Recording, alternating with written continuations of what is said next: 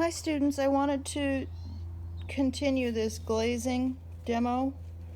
I sort of did some on the side here, but remember that when you do the shapes that are flat, even wash, kind of messed up right there, you have to let them dry overnight.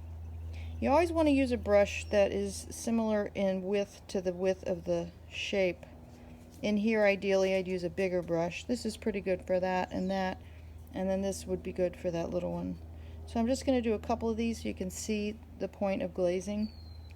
It's actually laying a dry even wash on top of a dry even wash, letting both dry, and then you've created a third color.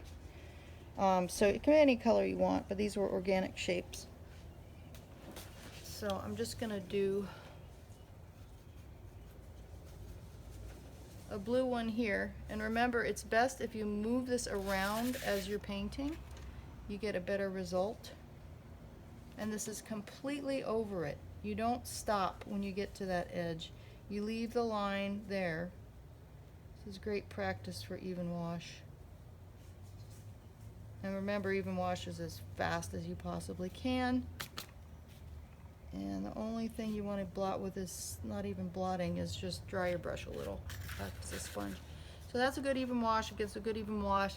And right there is your glazing. And again, just let it dry completely. This only works when you let this dry overnight, because watercolor is not ever permanent. If you put water on an old watercolor, it'll wipe off still. I use a bigger brush for this one.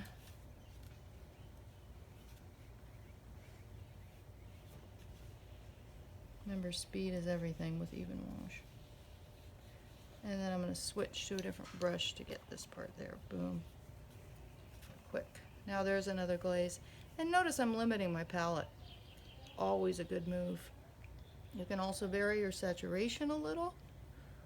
You never want to do too much saturation, but that gives you variety in color in a sense, because you have different values, because you have different saturations. This one's slightly darker.